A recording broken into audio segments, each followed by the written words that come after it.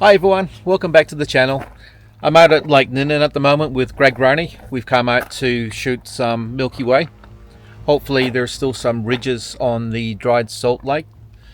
That's one of the things that I'm actually looking forward to. The Milky Way is rising over the horizon in about an hour's time, and it's going to be visible for about an hour before we start losing that to the sunrise.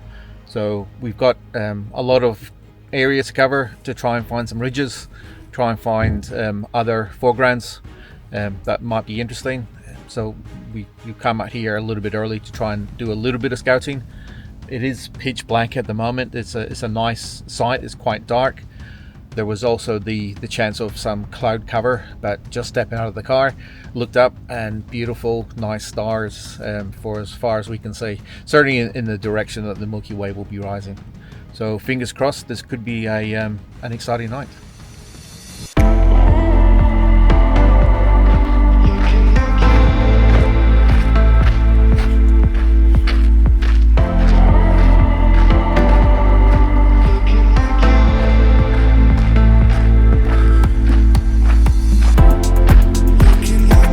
So I'm looking for a location to set up my first camera.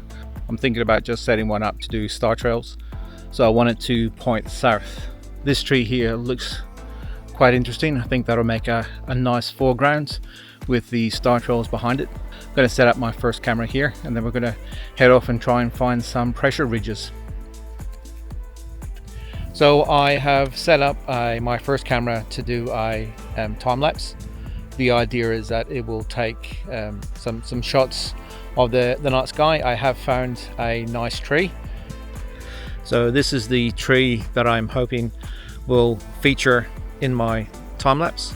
I've aligned the camera due south so that I pick up the rotation of the stars around the south celestial pole. If I've done it correctly, then the stars will appear to be rotating around the top of the tree. So I think that could make a nice image. It's a interesting tree, a bit gnarly. Obviously been here for a long time, probably been dead for quite a while too, but I reckon that'll be a nice foreground, especially if I can line up the stars to rotate just above the tree there. I have the camera going at the moment. I've got the myops sitting on top, which is triggering the camera to do the exposures. I've set it up for ISO 800. The exposure time is 30 seconds, and I have got an aperture of f2.8. So this is on a 16mm lens, so wide open. It should capture this scene quite easily. So Greg and I are about to wander off and see if we can find some pressure ridges. So I'm being a bit game here and just leaving the camera. The camera itself is going to keep going for as long as it can until the battery runs out. So hopefully it'll sit here for maybe an hour or two taking these images, and then I'll put them together when I get home and have a look at the images and make sure that they've worked out okay. Okay, so Greg and I have set up our cameras. We're about to go for a bit of a wander and try and find some pressure ridges. It has been raining around here. I was hoping to get out here a bit early before the storms came through, but there has been some storms in the last couple of weeks that have probably come through this area. I might be hoping for too much to still be able to find them, but we'll wait and see. I've set up my camera to do a time lapse, and Greg, you've set up your camera to do a time lapse as well?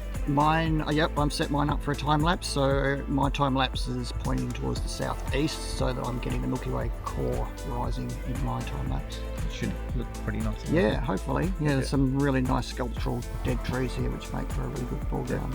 And the Milky Way rising usually does make for a really good time lapse. Well, it'll be the first time we've seen the Milky Way core rising this season. Yep. We'll only get about an hour of it. So, yep, it's nice to sneak one in early in the season. Yep. Take one off for the year. All right, I'm going to go for a wander, see what we can find.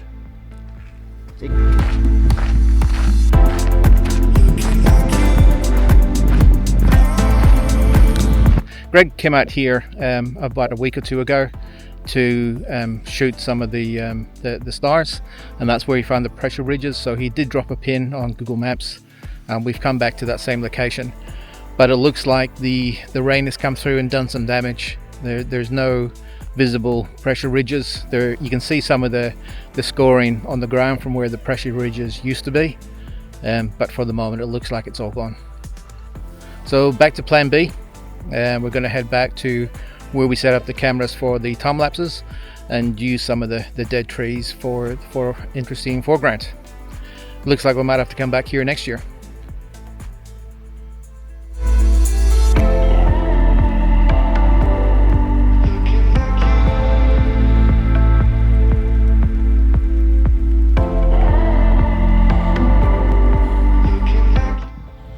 Okay, so maybe I spoke too soon. Greg and I were just walking back to the other place that we were just talking about, and I just saw off to the right what looked to be a flat area with a few bumps on it. So I went and had a bit of a look and found some pressure ridges. Some of them are looking very brittle there.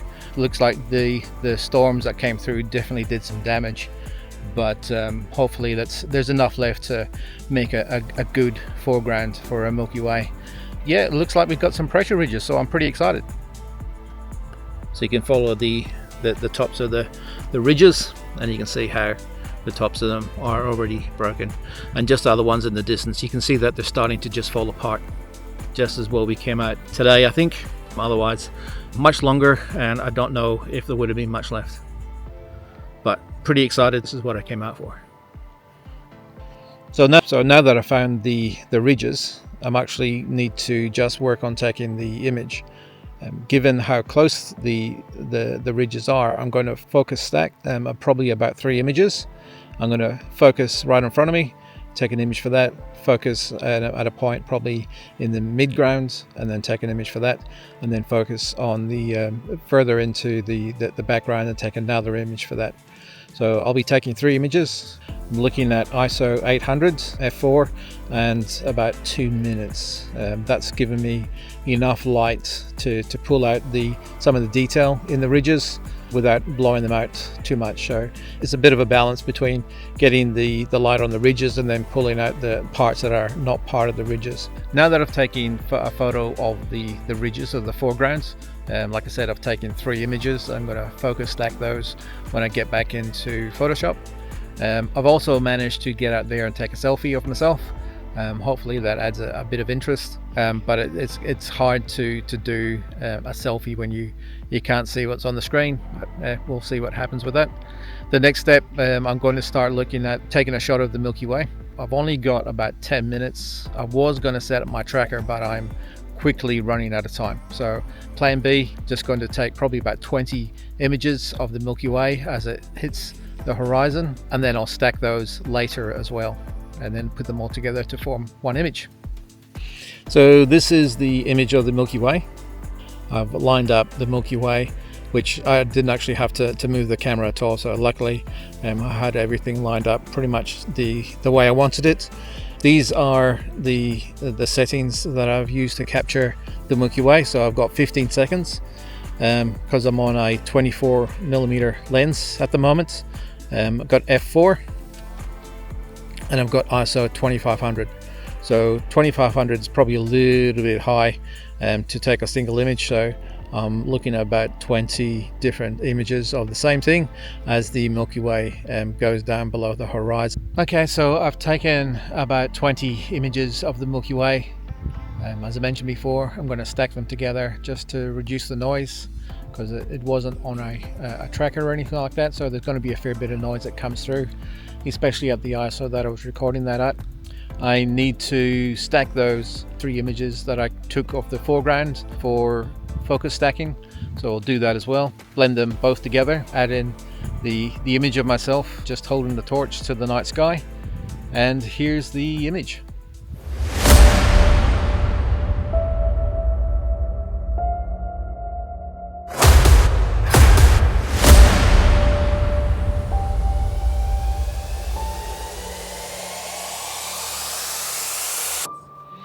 Well, hopefully that image came out the way I expected it to.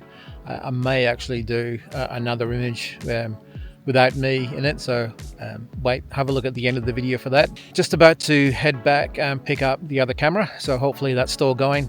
The sun is starting to come up. It is, you can actually see it on the horizon there. There's an orange glow on the horizon, pretty much in the direction that we were shooting. I've been standing in muck for the last hour. My feet are wet and cold. It's getting cold out here. We're near a pig farm and the smell is really bad. And there's been some weird noises coming from the pig farm, so I don't want to know what's going on there. But I'll tell you what, it's been a really good night. Had lots of fun. It's been fast as well, so there was no time to just stand around and think about what I wanted to do. We only had an hour with the Milky Way, and to be honest, I think I faffed around a little bit too much at the start, so it was a little bit of a race towards the end, but I think I got the image that I was looking for. So this is what I've been standing in for the last hour. You can see it's getting pretty yucky. I've had my feet stuck in here, and it's pretty much sucking my foot down, and you can see there's quite a bit of moisture in there. There's a little bit of water, so that's kind of soaked through to my feet, and my feet were getting quite wet. So I'm gonna have to give these shoes a bit of a clean and leave them out to dry. Okay, so I'm just gonna head back to get the other camera. Hopefully it's actually still there. So I'll see how that goes.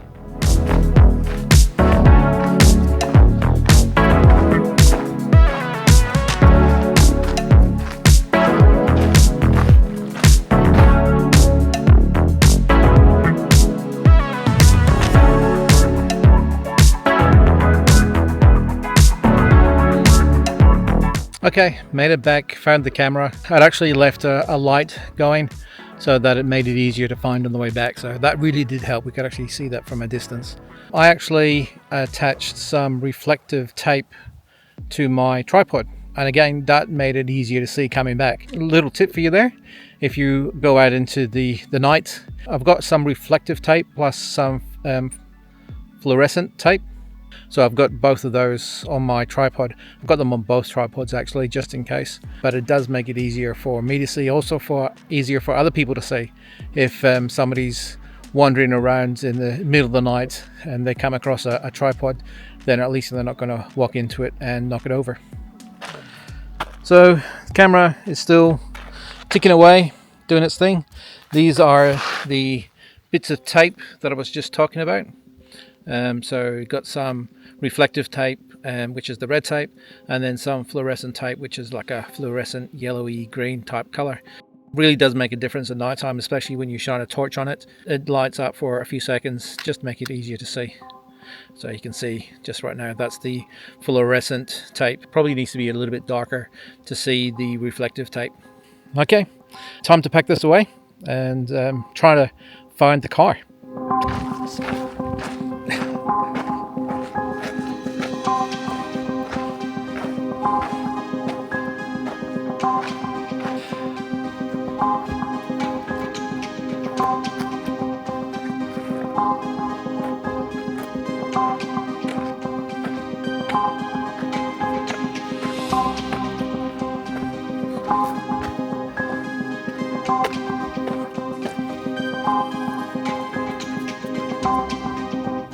Having a look at where we went. So we've parked the car, we've kind of headed over in this direction through all that bushland, and then we trekked our way across to here, and that's where we set up the time lapses, so you can see some of the trees that we would have included in our foregrounds. And then for the ridges, we pretty much walked all the way over to here. And that's where we managed to find the ridges. So just right on the edge part of this part of the lake. It might even be a sub-lake, but yeah. That's where we found the ridges, and then we've kind of trekked all the way back and managed to find the car. So things were a lot closer than we expected once we actually had some daylight. Just want to again say thanks to Greg. Check out Grow Photography on Instagram and YouTube. I'll include his links below. Definitely worth checking out his work. Okay, so we managed to find the car successfully. Does help a lot when there's a bit more light around. But that was a good shoot. That was really a lot of fun. Yeah, so, yeah. A lot of fun. We managed to not get lost, not get too lost. Not get too lost. I think we travelled probably twice as far as we needed to. Pretty much. Yeah. But that's all right. Yeah, but a successful shoot. A win for windy.com. Its forecast of cloud conditions were spot on. Yep. So we were right on the edge of where the cloud was going to be, and it did show that we were going to be shooting away from the cloud, which we were. And it's now sunrise, and there's not a cloud to be found. So that's all pretty nice there. I think I'll be using that app a lot more. Definitely. Yeah. Definitely. It's now my go-to app for weather forecasting. Yeah. For sure. Cool. Yeah. Thanks for the night, Paul. No worries. Thank you. Thanks for coming along, showing me the spot. Yep. And thanks for watching, and I will see you out there next time. Okay, guys. Catch ya. Cheers.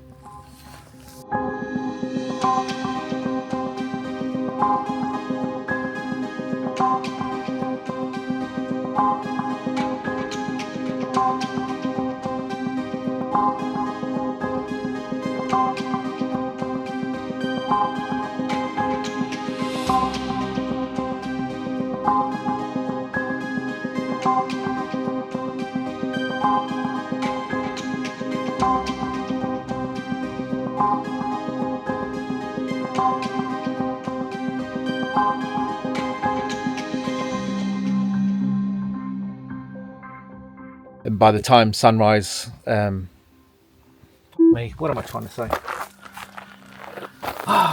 My brain's not switched on. With the rest, well,